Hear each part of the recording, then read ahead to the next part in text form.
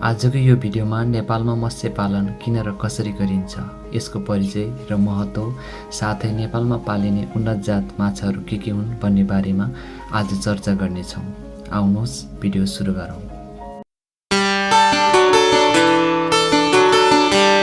मत्स्य पालन भनेको कुनै पनि जलाशयहरूमा पोखरी, दान, खेत, घोल, ताल, रिजर्भोयर आदि नियन्त्रित तरिकाले माछा उत्पादन गरिने तरिका हो। कृषकहरूले गरिआएको विभिन्न किसिमको खेती, धान, मकै, गहुँ, तरकारी आदि तथा पशुपालन जस्तै माछा पालन पनि एक किसिमको खेती पद्धति हो। माछा पालन नेपालको लागि नयाँ खेती पद्धति भए तापनि कृषि कर्म तथा पशुपालनको मिश्रण माछा पालन हो। माछा पालनका महत्त्वहरू: माछा स्वादिलो तथा पौष्टिक खाद्य वस्तु भएकोले माछा खानाले शारीरिक स्वास्थ्य र तन्दुरुस्त रहन्छ। माछा पालनबाट अन्नबाली, धान, मकै, गहुँ भन्दा बढी आम्दानी हुने भएकोले कृषकहरूको आय स्रोत बढाउन मद्दत गर्दछ। माछा सँगसँगै धान, तरकारी, फलफुल तथा पशुपालन गर्दा प्रति एकै जग्गामा एकै समयमा 2 वा 3 बाली लिनुको साथै उत्पादन लागत समेत कम भई बढी आम्दानी हुने गर्दछ। प्रयोगमा नआएका बगिरहेको पानी, जलाशय, प्रयोगमा नआएका सेपिलो तथा धापिलो जग्गाको माछा पालनमा प्रयोग भई आय स्थिर बढाउनका साथै खाद्य सुरक्षामा मद्दत पुर्याउँछ। माछा पालनबाट रोजगारीको अवसर बढ्दछ। माछाको उत्पादन खर्च अन्य मासुको भन्दा कम लाग्ने भएकोले सस्तोमा उपलब्ध गराउन सकिन्छ। माछाको माग बढ्दो छ, बजारको समस्या छैन। घर परिवारका सदस्यहरूले नै हेरचाह र व्यवस्थापनको कार्य सजिलै गर्न सस्तोमा गर्न सक्दछ तथा अन्य बालीको तुलनामा निकै कम श्रम खर्चिनु पर्ने हुन्छ। खेर गइरहेको जलस्रोतको सदुपयोग भई राष्ट्रिय आयमा बढोत्तरी हुन जान्छ।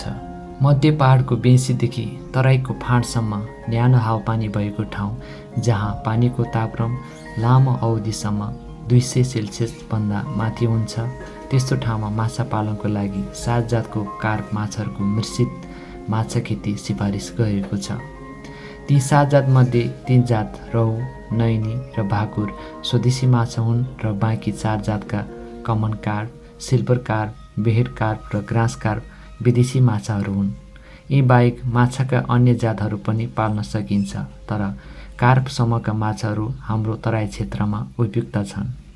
नेपालमा पालिने उन्नत जातका माछाहरू के हुन् भन्ने बारेमा चर्चा गरौँ।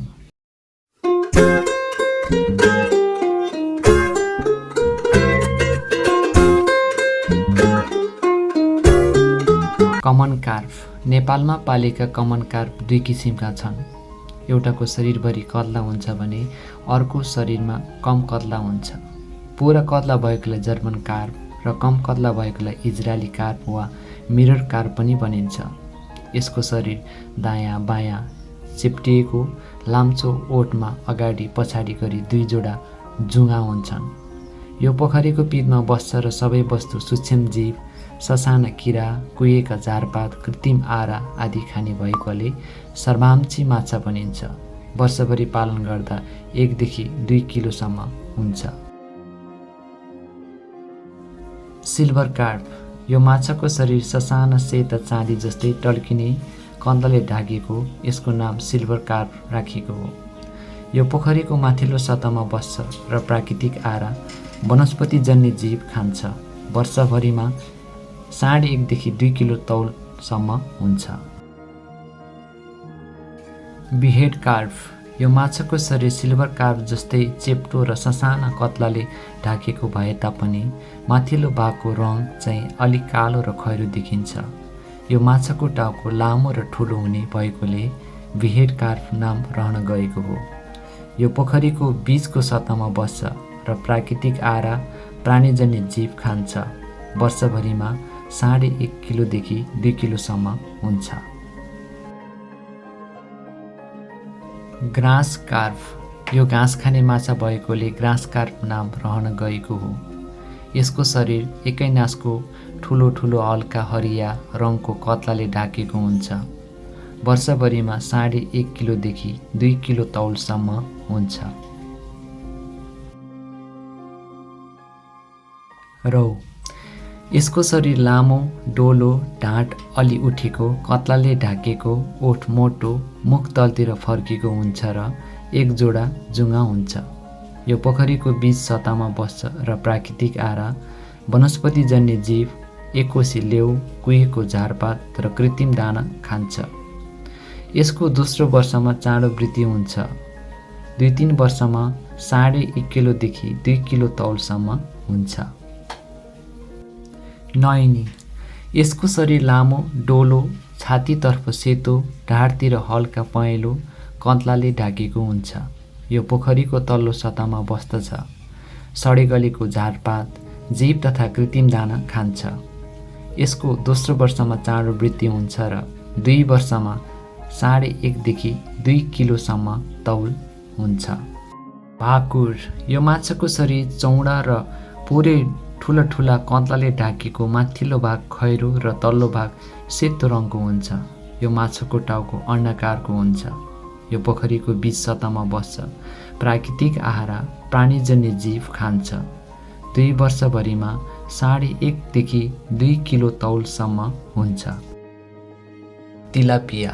मोटो तथा हल्का डल्लो शरीर, लामो काँडेदार ढाड पखेटा, कत्लामा नीला कडा धर्साहरू यो माछाको पहिचान चिन्हहरू हुन्। यो माछा सर्वहारी किसिमको प्रतिकूल वातावरणमा समेत हुर्कने, बढ्ने र छिटो वंशवृद्धि गर्ने भएकोले कार्प जातका माछासँग बहुजातीय माछा पालनमा एकलिङ्गी तिलापियालाई प्राथमिकता दिँदा मात्र फाइदा हुन्छ वा सङ्ख्या धेरै बढ्न नदिन उपायहरू गर्नुपर्दछ। पंगासिस बैखा। यो माछा शरीर लामो, कत्लाबिन हुन्छ। टाउको केही सानो, मुख चौडा र गिजामा ससाना तिखा दाँतहरू हुन्छन्। आँखा केही ठुला, ओठमा 2 जोडा जुङ्गा, पखेटाहरू केही खैरो हुन्छन्।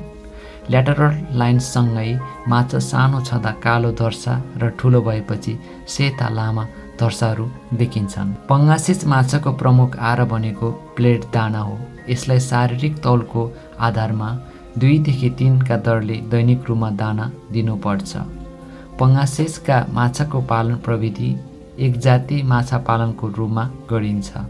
25 देखि 30 प्रोटिन भएको प्लेट दाना र अन्य व्यवस्थापन राम्रो मिलाउन सक्दा 7-8 महिनाको अवधिमा बिक्री योग्य साइज 1 किलोदेखि 1.5 किलोसम्म बनाउन सकिन्छ। माङ्गुर माछा।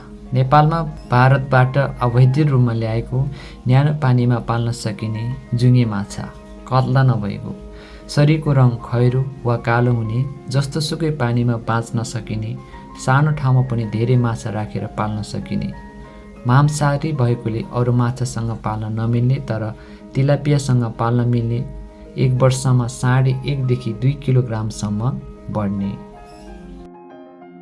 रेम्बो ट्राउट माछा। चिसो, सफा तथा बगिरहेको पानीमा पालन गर्न सकिने, वृद्धि दर अत्यन्तै कम भएको, बजारको मूल्य उच्च भएको, अति नै मांसाहारी तथा शिकारी स्वभाव भएको, उच्च प्रोटिन भएको दाना खुवाएर पाल्नु पर्ने।